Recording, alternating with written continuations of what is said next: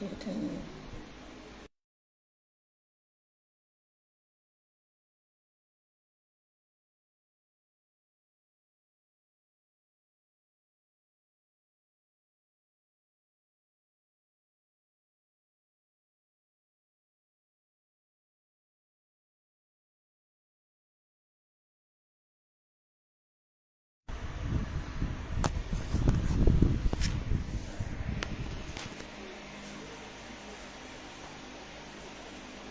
Okay.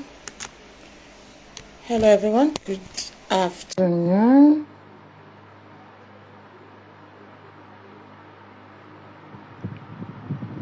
This is Aameenah Yunus-Ali, and I am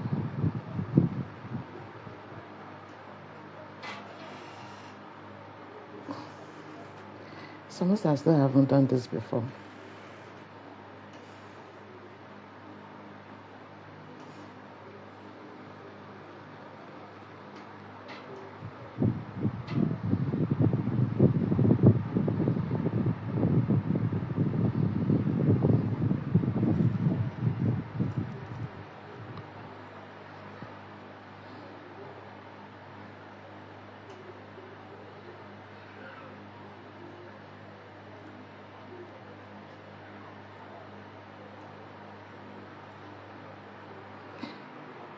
Joy, if you are here, I'm looking for you, but it's telling me that you are not online. So I don't know if you can hear. I hope you can hear me.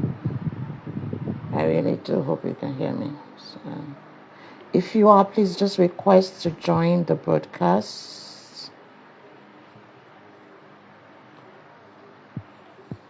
I don't know. I think Facebook is getting.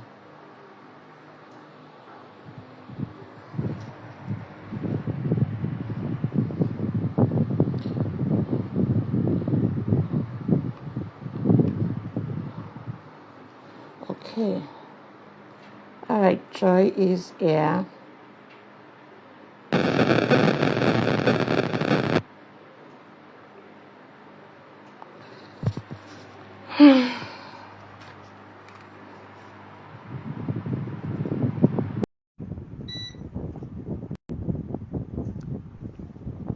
Hi. Hello, Joy. Are you here? I think I've asked you. Okay. Hello. Hi, Coach. Hello. How are you doing? I'm fine. And so Facebook on the laptop seemed to be so strange to me. I had to go back to using my phone for a little Okay. bit. That's why it took me a while to get online. Anyway, how are you doing? How's the Sunday going? Sunday is great. Okay. Nice to be here. Nice to have you here. So we are pumped and excited about our parenting summit. But before we talk about the parenting summit, I just figured that we should talk about the things that getting between parenting's connection. Adolescence is a very interesting stage, isn't it? So as a coach and you, I mean, being the teenage white hat. So, oh, how has it been working with teenagers, and what are the things that you often hear about this stage of life for them? All Is right. it Thank easy you. being a teenager? Thank you so much, Coach, for having me on this call. Working with teenagers has been quite interesting, but this also has been a learning curve for me. I think one of the major challenge I see with them, or maybe they come to me with, or their parents talk about, is the fact that their parents don't understand them, Mm. and then you have the parents saying, "I think my child is exaggerating, exaggerating what she's feeling. She's just very sensitive, seeking attention," and that the parents feel that there are so many things that shouldn't be kind of giving attention to as much as the teenager would desire. So it's more like, you've passed this stage. But for the teenager, they want you to acknowledge what it is that they are going through, and not just see it as, oh, it's just one of those things, but see it as, okay, it is an actual thing. I think there's a term we call it, where they feel like they're in a movie, All right, they feel like they're in a movie and then they are the center of the world. So that stage where I want to be at the center. Even if I have a headache, it is a main thing. It is a big issue for me. Don't just say that one Yeah. of those things. So it's pretty interesting period of life for them. Exactly. I think what you just mentioned about being the center of the world speaks a lot to understanding that the the typical adolescent, even though they seem to like tall over you in terms of their height, in terms of their build, they're still pretty much a child. They're pretty much, children. And you know how infants would demand attention, they will cry, they will throw tantrums. 1 minute they're making you laugh. You're all about how well they are. I mean, how grown they are looking or how happy they are making you feel. And then in another minute, they're just this very stubborn or very picky person that you just can't understand whatever gibberish that they are saying. And I think for parents, understanding the disconnect that happens in the teenagers should actually start with understanding, the brain or the teenage brain, the adolescent brain, and how they process things and how much of attention they seek. And when a teenager has a younger one or a younger sibling, while you are still expecting that teenager to, how do I put this, be a model, be grown up and show your younger siblings how to do things better. They're also trying to let you know that, look, I'm still a child. I've actually had not one or two teenagers tell me to tell their parents that, let them know that I'm still a child. Like, I still need attention. I still need cuddling. I still need kisses or handshakes or well done, instead of you just assuming that. So thank you for bringing that up and for sharing some insight. So let's talk a little bit about what are the things that actually, you know, in this time and age. So parents say things like, "Oh, but I've also been a teenager once. How come it is so difficult to control or maintain or to connect with this particular one?"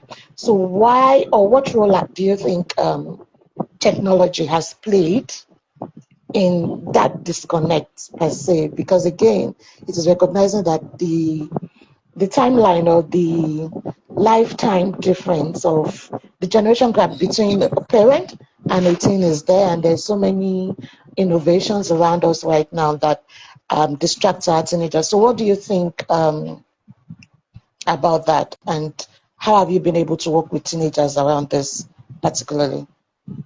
Okay. In fact, I think you even answered the question as to why parents will feel that I've been a teenager before. Why is it different? And I tell parents that in all fairness, these children have more things that they are dealing with than we did. When I was a teenager, I think as maybe some 15, okay, let me remove 15 years from my age. How old was I then? So maybe around, no, yeah, yeah, yeah. So maybe some 17 years back, there about some 17 years Mm, back, I was a teenager back then. And the things I had to deal with, yeah, they were there. For we as millennials, one of the major things we had then was, okay, we had TV and more of Disney World and all mm, that. But these guys have like more social media. It was in our time that social media, we had high five that was just starting up and everybody was okay. yeah, We're trying to connect with our friends. But these guys have a lot of that platform here. And so, for example, for us now, if maybe, or no, for even my parents' generation or my older cousins' generation, if let's say there was a party in school or there was something that happened in school, they only get to hear about that just when you come back to school. Also, even absolutely. me, the only time we hear about the things that happened during the holiday, oh, this one went to this one's house, this one kissed this one in the party. We're going to hear all that gist in school. But right now, for this generation, if there was a party that happened yesterday, they're going to hear about it now. They're going to receive Exactly. updates as to this is why you were, and some of them will feel bad that, oh, there's a party happening, I wasn't invited. Oh, this is what is happening. So they are getting this information instantaneously. So, for example, let's say a group of my classmates, maybe they had a hangout and I was not invited. Yes, I mean, I might feel bad if I hear about it, but it's more of a delayed thing. And so the response time for me to process that will not be the way it is when the thing is happening in the moment. Immediately, You are yeah. seeing it happening and you're wondering, why was I left behind? Why did nobody tell me? So the social media has made things, the emotions that we feel to become Yeah. instantaneous. And so for them, the ability to feel left out, to feel disconnected, happens immediately. So there's hardly time for them to process as to, oh, don't worry, it's not a big deal. So it's happening in the moment. And so their response, their reaction is all happening in the moment. And so, in all Yeah. fairness, parents will need to understand that the same things that trained us or our parents' time is different from what is training these children. Now they have more than television. They have the social media and different variations. And behind that social media are different other personalities of people that they want to be like, or people that maybe say, oh, I get you, I understand you. In our time, if maybe we felt left out, we can maybe try to maybe go talk to a teacher, talk to a senior student. But for us, for Yes. this generation, they don't need to talk to any human. They just need to go online, find something. And then there are a lot of communities, a lot of imposters out there, a lot of predators online. People that would hide behind a social media and say, you know what, I hear what you are saying. I understand you. And so once they are able to get a sense of belonging, then for them, anything their parent is saying is, you Is know what, this? you don't understand me, then, they're just quick to exaggerate. And I won't use the word exaggerating. So this is why it seems like the disconnect is a lot. Because already And they it are is intense. Yeah.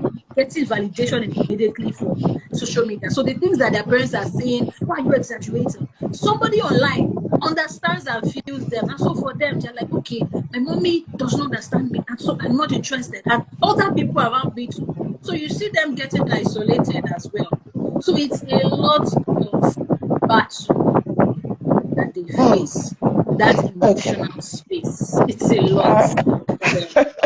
All right, so if you're just joining us, this is Let's Chat, one of the new series that we've launched on the Edge to Parents Facebook group, and we are discussing the parenting connection, what gets in the way. And I'm here with my amazing colleague and fantastic teenage white hat. She calls herself the teenage white hat, Joy Deborah Essien. My name is Aameenah Yunus-Ali once again, and I'm the convener and the lead facilitator for the Edge to Parents group. Thank you so much for being here. Joy, I've heard you talk about how intense this instant gratification is. But I'm also on the other line and I'm thinking like a parent. And I'm like, hey, but isn't that the reason why they need to learn how to wait, to be patient, to be resilient, right? So, what are the ways that parents communicate all these big values that seem to be lost for the current adolescents dealing with this intense and massive expression of, or trying to fit into a world that is so diverse, so different. Because now what I do hear you say is that they're not just dealing with what they hear on TV or what they have to wait to hear in school, they're constantly also preyed upon, even in the social space, that they're trying to seek a sense of belonging and a sense of connection in, because all those people that are on the other line, they have their own agenda in that sense. So in what ways are the way parents communicate also creating more disconnect, or in what ways are teenagers expressing their needs also causing some of this disconnect in the relationship? Okay, I think for this particular question, I'm just going to be very practical. So, I have my teenage sister staying with me. She's 14. She just turned 14 last month. And I see, it's one thing, and I learned this lesson in my interaction with her. So, I've been a teens coach for a while, but I've actually Hmm. never been a parent to a teenager. Hmm. And so, because she's sleeping in my house, she's with me 24/7. Her parents are not in the location where I am. Yeah. So I'm having to play that parent role because I Hmm. mean, there are some decisions I have to be the one to take. To take And care. my dad, her parents have said, okay, you are the guardian for this point in time. can take those decisions. So in a sense, I'm playing that parent role.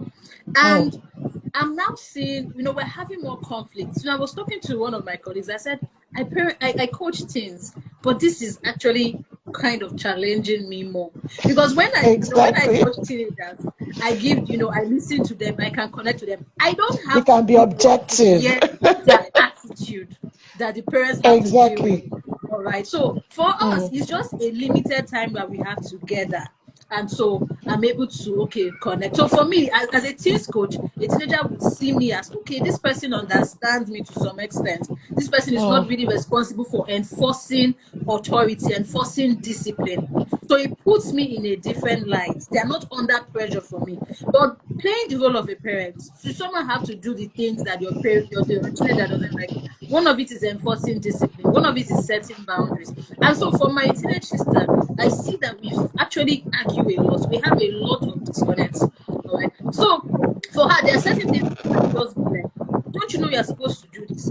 Then later I'll have to talk to myself and say, no, she does not know that she's supposed to do it. You actually have to teach her. And you have to be calm when you speak to her. There's one thing I've noticed that, when I'm harsh, and by harsh, I'm not even using abusive words. I don't use abusive words on her, but maybe with STEM words and all that, she can go without eating. She can go without eating, and she will be fine. And so I'm now, things that I'm encouraging parents to do, I'm actually having to swallow my own medicine, because I say that it's actually not easy when you are trying to coach someone and you're also responsible for their discipline, responsible for enforcing certain things, the parts that they don't like. They don't like those parts, but I have to do it. And I have to also always understand that, okay, the way my parents trained me is different from how they actually trained her. So for me, there's certain things that I learned earlier on. I was the only girl back then. So there's certain things that I just had to learn. But for her, because my dad had her in old age, so they say that parents who parent in old age are more lenient as to Oh how they yes. Oh parented yes. they're parenting the younger children. So the way we were raised, my parents were young then, and so we saw more of the discipline, certain things that were put in us from a young age. And so it was easy for us to learn those things. But for her, it's different. And so when I find myself being stern and say, why can't you do this? I try to be compassionate and say, okay, she's a teenager. There are certain things that might have not been there from her growing up stage. And so because we are trying to put it, then you have to be patient. It's going to be gradual. It can be like, and sometimes it can be frustrating. But one thing that, keeps me going is, okay, that thing that I really want to say in her. And I think it's something that would actually help parents. I know that, yes, we all want that perfect teenager. We just want that. Don't you know what you're supposed to do? Can't you take initiative? But things like initiative, all those things, many of these things are actually taught. Many of these things, there's this saying that, okay, education is, some things should be caught and is not always taught verbatim. Yes, while I agree that some things can be caught, well, the question is, how available are parents around for their children to catch these things? So me right now, I'm actually quite busy, and there are certain things that, I feel that maybe if I was more, if I was present 24/7, there are things that she can take. But then again, it's actually more difficult for them to learn certain things in teenage years than if they were learning it in their 7, 8. I have my young daughter at 4 years. When she sees me mopping, she's fighting for the mop. And I'm saying, I tell my husband, I say, hey, So you there's that better difference. continue to fight for this mop when you're 12, 13. So for them, Oh my goodness. Yeah. it's easier for them to learn by just seeing and just, okay, for a younger child. But when they get to that teenage stage, it's harder. They don't want anything that will stress them. And so where we, how we can bridge that gap as parents, as even for those that somehow you are parenting a child that is not yours, is to be compassionate and know that, yes, it might be difficult, but with patience, they would learn that. For sometimes you have to keep reinforcing it.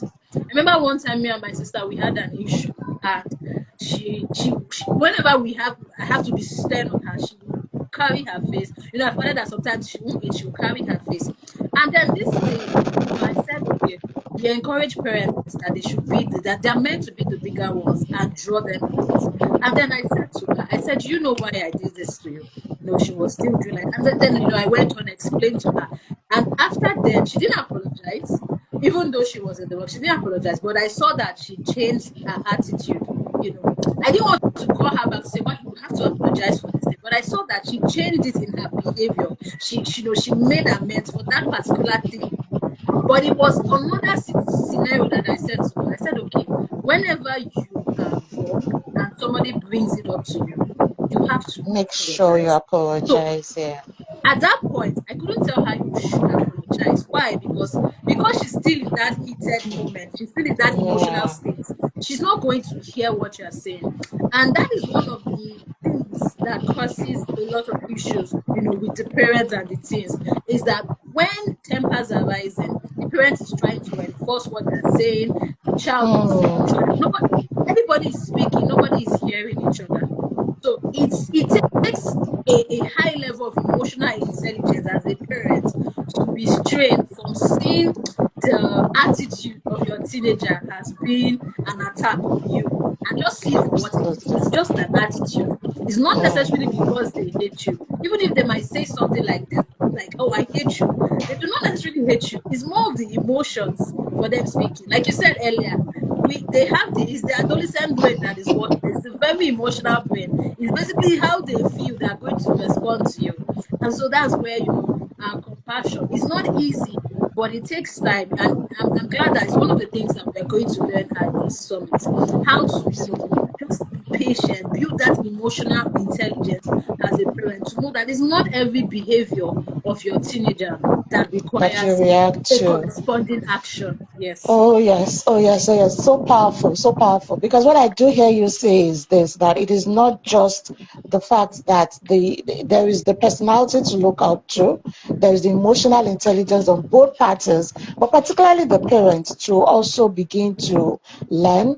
And there is also the fact that technology, because you did mention that the way our parents were present for us is not the same way we are present for our teenagers these days. So some of the things that they would have learned watching us are not available to them, and then we are trying to enforce it for them just because they seem to appear older or taller or heavier in whatever way.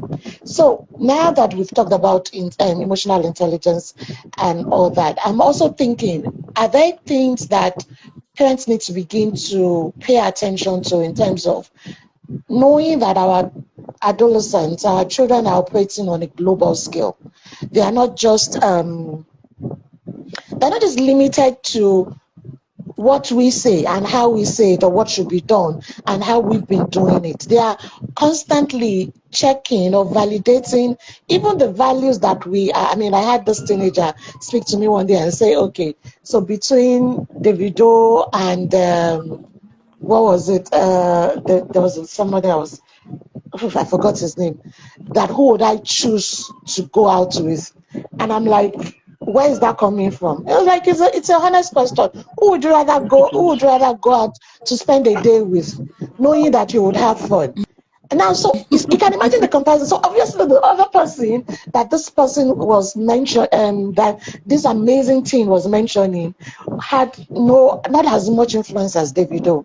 But this is some of the things that they are constantly trying to validate. Like, who would give me more fame or more voice or more energy in that space? Now, the question here is, how as parents, or in what ways do you as a coach help parents deal with this very, very large gap of knowing what values should stick and what values they are constantly barraged with on social media or in the social space?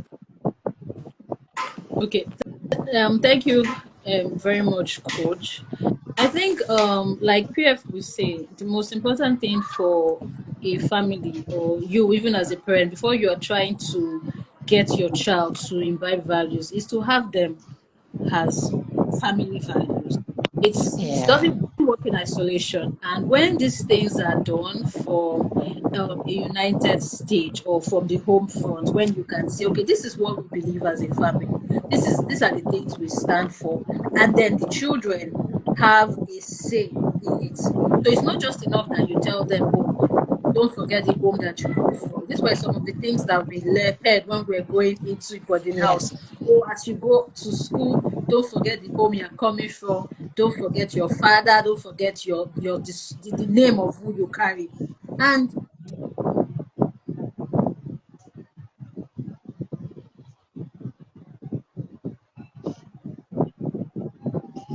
do your children really understand the values that they carry? Do they understand the values of the home? If you're saying that you're telling them a good name is better than riches, then they need to understand, okay, what connotes a good name? What is that good name? These things have to be clearly spelled out. What are our family values? And it's just beyond one day thing. It's something that they have to also see you emulate. They have to Yes. see you model. So it's not going to be difficult when your child will tell you, oh, this is the person I want to go with, and that person might not align with the value. So at that point, what you are now doing is that you are now taking them back to, instead of fighting and say, oh, you can't do this one. Oh, no, you don't shut them down. You have to bring them to a point where they can come to the realization by themselves. That's how we work with, that's how we can work with our teenagers, all right? So when we have the values and then they say, okay, I want to go with this person based on what I can get from this person. You ask them, okay, what mention one or two things that you can get from this person. Okay, fame, money, and then you ask them, okay, so how important is fame and money?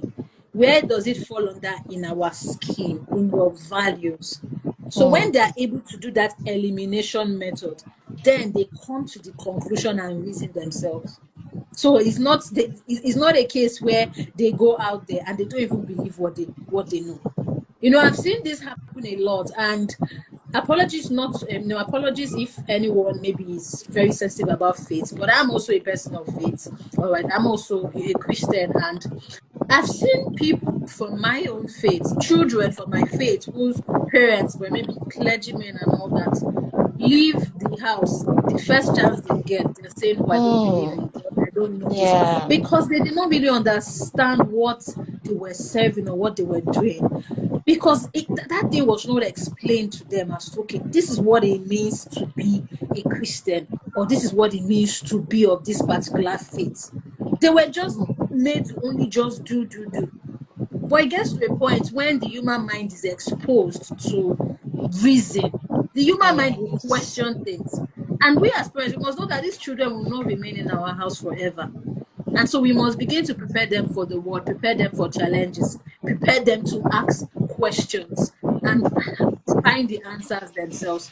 When we have adequately done that, we're not going to be scared of them saying, okay, this is the musician, this is the person. At that point, they are able to, to dissect, to eliminate, and to ask, how does this thing align with my value? How does it align with the portrait of what I see for myself? One of the most important things that we can do is to sell a portrait of a future, sell the portrait of an identity that we want our child to become, and let them also become that particular thing. So they must believe it. Okay, for example, you want to be a world changer. What does it mean to be a world changer? What are the Yeah. values? What are some of those things that should be present in you to achieve this particular vision that you have?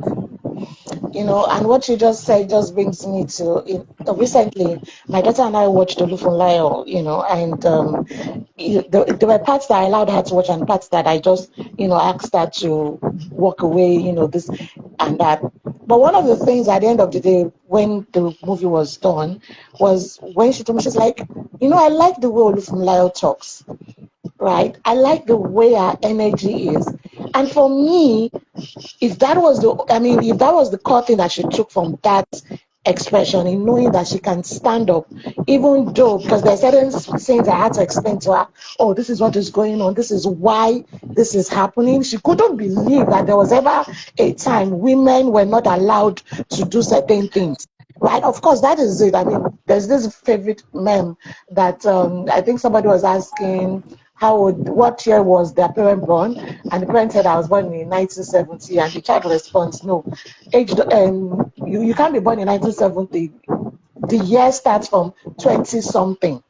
That's how myopic, right? That's how myopic some of our children can be, because again, that as graceful and expansive the opportunities for learning are, it is also that there are certain things about our history that they don't know. And I believe that even before you begin to communicate values, you have to teach your children where you started from. And that's something I think sometimes as parents, we seldom have enough time to really teach our children the history and the beginning of this. We are so fast to say, you better thank your God that you are not having to walk to school. In my own time, we used to walk to school, as though that would teach them any other thing than you guys suffered, though. Right? But Yeah. when you actually talk to them about the things you did enjoy, how you enjoyed playing in the rain, how you enjoyed this, and that they also feel like, so your childhood wasn't that all bad, and they don't get to reject those values. So I think for me particularly, what I look forward to is that session that we're having at the Parenting Summit that speaks to using stories, valuable stories, to elicit values in our family, because I really believe that that's how even as Africans, we've lost so many of our own truth and how we are training our children. So we are training them to be global people, but not necessarily having the right roots to their heritage. So as we begin to go down, I'm also thinking, in how can parents begin to notice when disconnection is happening? What are the things that would immediately alert them that, because there's I think there's an anonymous post on the group that said I used to be friends with my child only for the teenage years to come around, and then I can't even understand this person. I don't, I mean, if you were me, I'll just say there are certain things that would begin to show up. But let's hear from you. You work with teenagers, and you see them talk about, oh, I'm going to do this, or I'm feeling like this. What are the things that parents can immediately latch on? Because the majority of our audience here are parents, actually. So what can they begin to immediately latch on to say, I think there's a disconnect in our relationship, and they need to begin to attend to it? Okay. All right. I think let me first start by saying that the idea of maybe what some parents might call a disconnect is not necessarily a disconnect. So, for example, I hear Yeah. things like, okay, I'm meant to be my child's best friend, or we were best friends when they were younger, and now it's like different. One thing that you should get comfortable knowing as a parent is that as your child gets to that adolescent stage, they might act mature. It doesn't necessarily mean that they are, but they might act that way. They might Mm, act like they want their independence. They might act that they want to do things their own way. It's not necessarily because they do not want to talk to you. They are just at the point where they are figuring out life. And I think for a parent, or some things that might be helpful for you, is to still have that time. Now, if you used to have like a time where you guys used to talk, maybe like a family time, a bonding time, still maintain that time. But don't expect that every single thing that is happening, they're going to come tell you if you don't call it out from them. So, for mm, example, for a 4-year-old, I'm using my daughter now, my teenager. So, my 4-year-old, you want to tell me everything. I know their teacher's name, I know their friend's name, I know some of their friends' parents' name. I know, I know my daughter's classmates' name and their surnames. It's so funny because it's also the same way their own classmates to talk to their parents about their classmates. And so it was one PTA meeting where we just said, "Who is this person's mom?" Okay, say you. Well, I'm always hearing your name in my house, and I know their surnames too. That's the way of a young child. But as they go older, you can hardly get them to say one or two things. And it's yeah. just from the idea that this person might exaggerate it. It all also boils down to how you respond to certain things that will determine how well they will open up to you. So For example, if maybe something has happened before in the past, no, many of these things don't happen in isolation. Now, for a parent that has had their child staying with them, and maybe something happens, or you watch something, or you hear a case that happened with another teenager, how you respond to that, your child is going to think, "Ah, I have to be careful. My mom might exaggerate things like that." And so they might not want to talk to you. But when you can create that line and have it might not even be a time that is structured, or a time that, okay, come, let's talk. No, most of the best interactions with a teenager would happen very unplanned. It can just be Mm, from a movie, and you can be like, oh, this is so funny. Or I remember. So when you are putting yourself in that shoes, and you're telling them that you identify with that, it can spur up conversations from that particular absolutely. from that Yeah. particular scenario.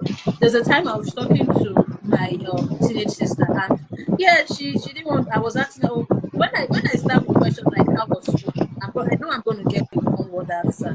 Fine.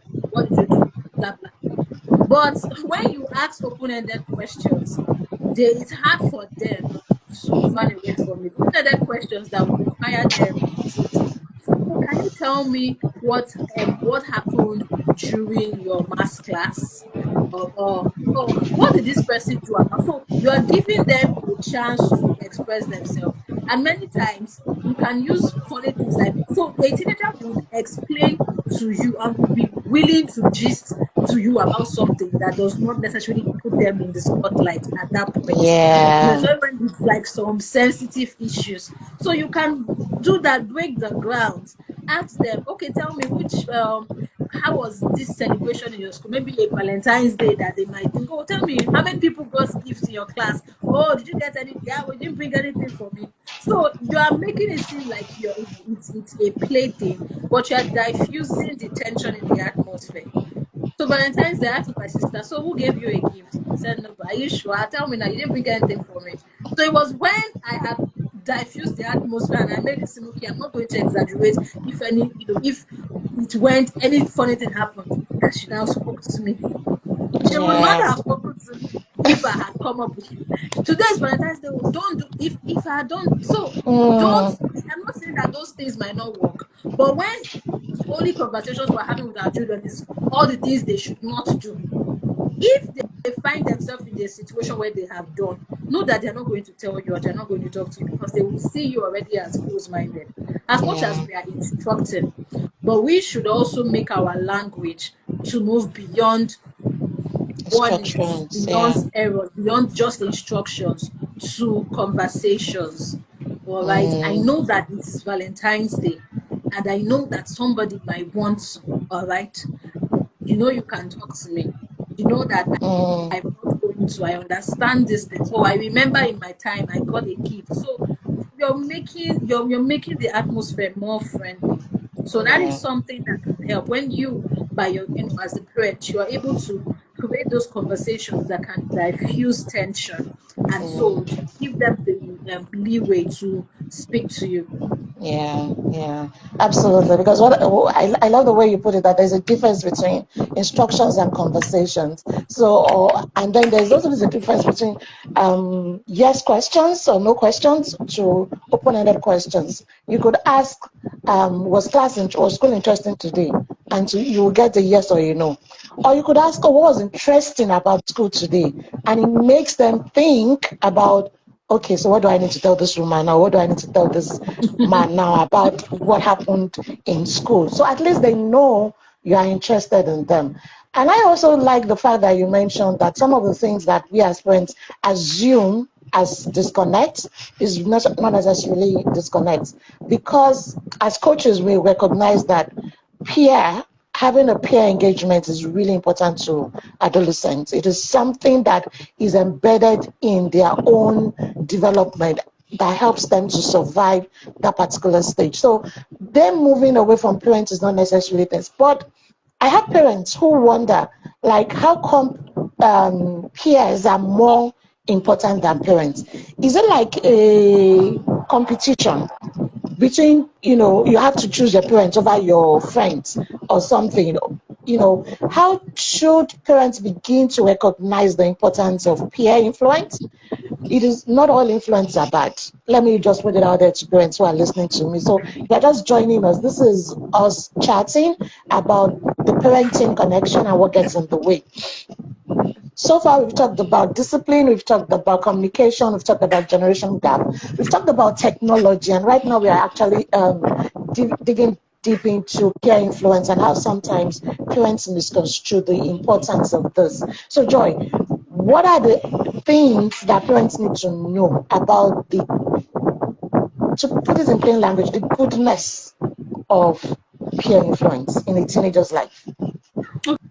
Okay, I'm glad that you brought that up because many times when we hear, oh, we teach your children to withstand peer pressure or say no to peer pressure, whereas looking at it more from a negative point of view, that peer pressure must be bad. But peer pressure can actually have it as its advantage. All right, before I come to the advantage, let me now talk about how important peer is for a growing adolescent. Firstly, we are all social beings.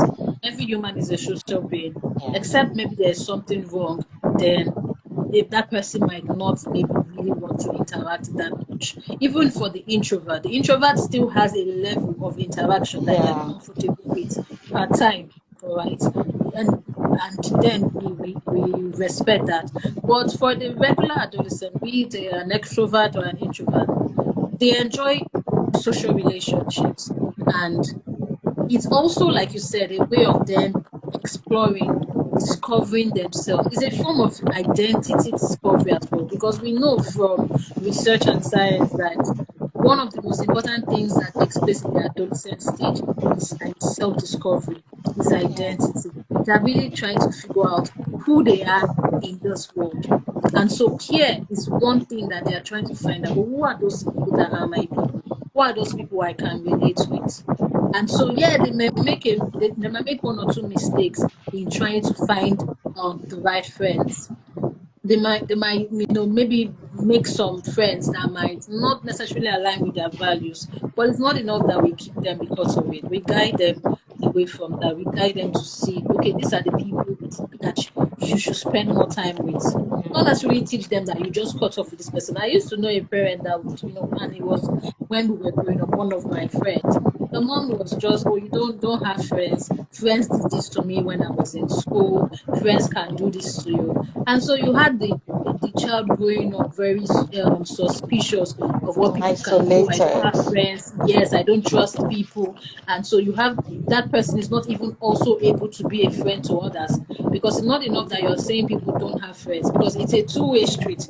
You're telling people you shouldn't have friends, just so that that person too is not going to be a friend to others. They're not going to know how to be a friend to others.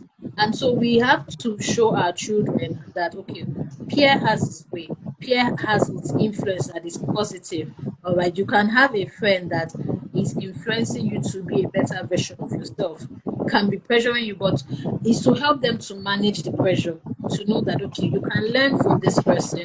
So, they can have a classmate that is smart, intelligent. Oh, I want to be like this person.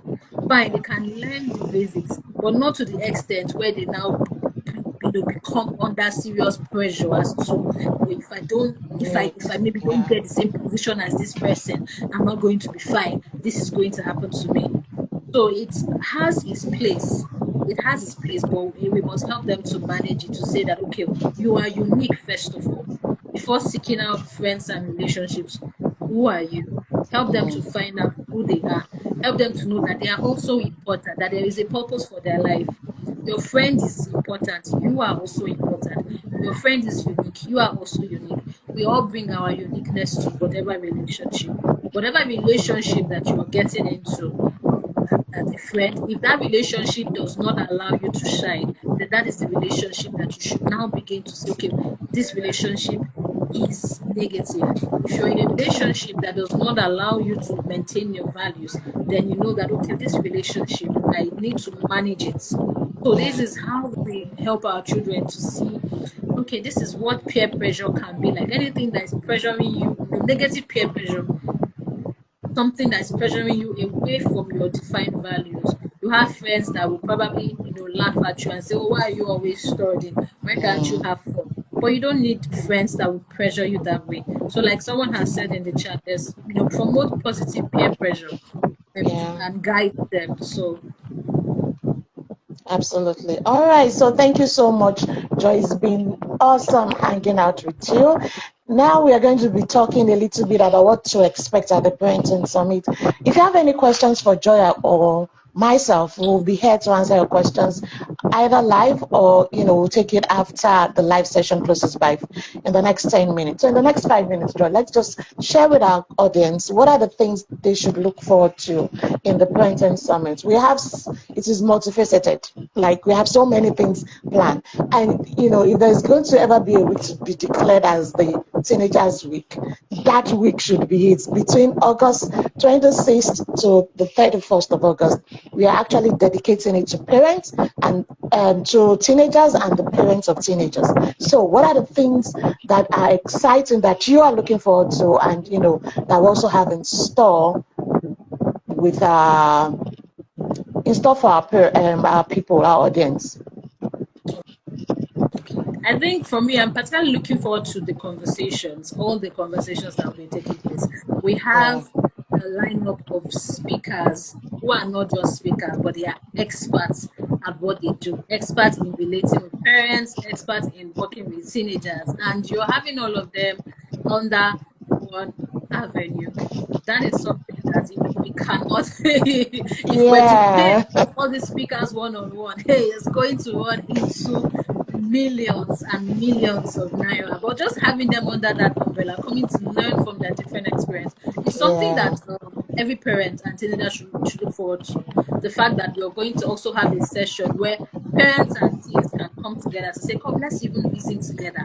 Let me hear your point of view. Listen to my point of view. How can we meet somewhere in the middle to ensure that our relationships get better? Because it's not about pointing out who's at fault, what is wrong, but it's about finding a workable solution as to parents and Absolutely. teenagers' relationship. And I Yeah. think it is something that every parent should do every year. Just do it. See, okay, how can we get better? How can we continue to improve in our relationship? So I'm looking forward to the sessions, the plays, and even the extras that we have. The fact that okay, we as parents and teens, we can even shop together, shop for school together. So it's a whole Yeah. package altogether. Absolutely. I'm also looking forward. I'm particularly looking forward to the workshop where parents get to do hands-on activities on how to, for instance, create their family values, how to know their children's personalities, how to know their learn their children's personality, their adolescent's personality, and how to really create a digital master plan. That for me, I think I mentioned it to a friend of mine and she was like, if that is the only day that she showed up and if that's the only day she paid for, she's so excited about it because of course we know as parents we are always worried about how our children are so addicted to the screen and everything. But here's the thing, because going back to our conversation so far, it's interesting to see that parents don't even check their own digital wellness, isn't it? But then we always want to control how often or how into this digital toxicity that our children are. So we can only parent effectively when we know who we are as individuals. So I'm looking forward to that. I'm also looking forward to the physical session. The physical session is multifaceted, like I mentioned. Not only are we having amazing, as in top-notch speakers from diverse backgrounds, Muslims, Christians, school administrators, coaches, and psychologists on ground. We also have that plant. We also have Debo Africa, who will be helping our teenage girls. Of course, hopefully by next year we'll have something for the boys inclusive. But for this year, we have something specifically for the teenage girls called the prenatal check that Debo Africa will be helping us to do. Then we have on ground, on site coaches that you can have one-on-one session with once you book and register for this event. Not to mention that, of course, myself, Joy, and so many other people will be showing up. So I'm excited. I hope you are excited to be a part of this. The details of this event is already on this group, and we're also going to be sharing more on YouTube, on all social media platforms. So if you haven't registered yet, it is free. All virtual sessions are absolutely free. So imagine speaking with Peaceful Way, Dina Wobi, Sumaya Sodiko Jibara, Dr. Abdul Fattah Adeyemi, all this big, in fact, even I am awed when they said yes to this event. So you can imagine having access to all those people for free, not a dime for all virtual sessions.